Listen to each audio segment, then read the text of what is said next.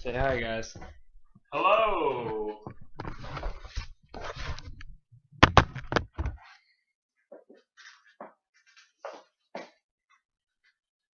Ask not what your country can do for you, ask what you can do for your country. John F. Kennedy's inaugural address will forever be remembered. Kennedy sought to ignite the American spirit.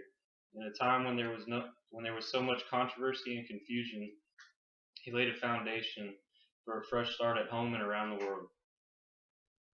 Although he died young, Kennedy accomplished more than most men.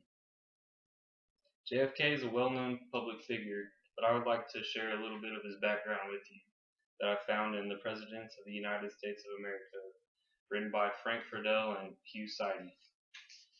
Born May 29th in 1917 in Brookline, Massachusetts, Kennedy graduated from Harvard in 1940 and shortly joined the Navy afterward. The PT boat he was stationed on was ran by a Japanese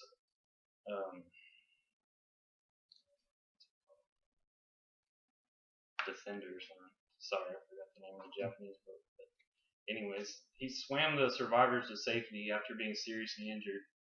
He was awarded the Purple Heart and the Medal for Extremely Heroic Conduct from the Navy and Marine Corps. In 1946, he was elected to the House of Representatives for 3 terms before moving to the Senate in 1952. While in the Senate, he met Jacqueline Bouvier. On September 12, 1953, they were married. John and Jackie had 3 children, Carolyn Kennedy, John F. Kennedy Jr., and Patrick Kennedy. Kennedy became the 35th President of the United States of America on November 8, 1960, after a close race with Nixon. He was the 2nd youngest president, and he's also the first Catholic president. On November 22, 1963, he was assassinated by Lee Harvey Oswald. He died at Parkland Memorial Hospital in Dallas, Texas, shortly after.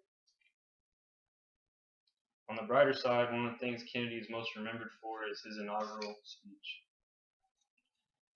Delivered it on January 20th of 1961, Kennedy aspired to motivate the country.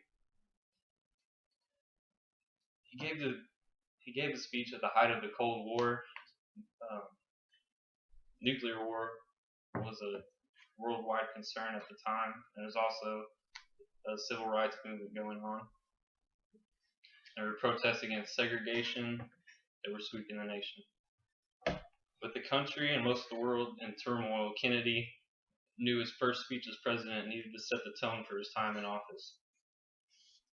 He devoted a large portion of his speech to international issues, namely peace with the Soviet Union, saying that finally those nations who would make themselves our adversary, we offer not a pledge but a request, that both sides begin anew the quest for peace, before the dark powers of destruction unleashed by science engulf all humanity in planned or accidental self-destruction.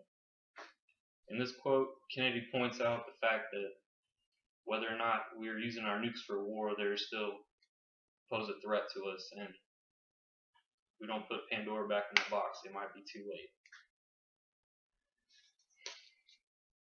Ted Sorensen wrote on TheGuardian.com that Kennedy's inaugural address was world-changing, heralding the commencement of a new administration and foreign policy determined upon a peaceful victory in the West's long Cold War struggle against the Soviet Union over the world's future direction.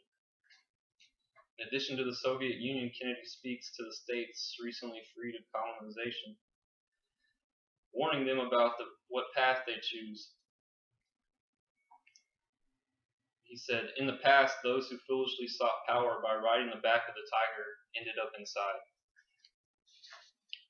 These states were mostly in Africa and Asia. Kennedy made a point to address them because his former President Eisenhower neglected them, because he didn't have any faith that third world countries could grow up and be assets to us and allies. Despite the unusual focus on foreign issues for an inaugural address, the main point is still to address the American people and instill faith in their new president, along with national unity. A good example is when Kennedy says, In your hands, my fellow citizens, more than mine, will rest the final success or failure of our course. We are a very diverse nation, not easily pulled together. I believe that this speech did pull us together as a nation and still affects many Americans today. Kenny spoke out not only about what needs to be done, but also talks about how hard it will be to accomplish these goals. We rely so much on instant gratification that we will fail to see things through. In the speech, Kennedy said, "All this will not be finished in the first 100 days, nor will it be finished in the first 1,000 days, nor in the life of this administration, nor even perhaps in our lifetime on this planet. But let us begin." Kennedy was assassinated just a little over 1,000 days after that. Thank you. Are there any questions? Not at all. That was really good. That was beautiful. Very thorough. Thank you.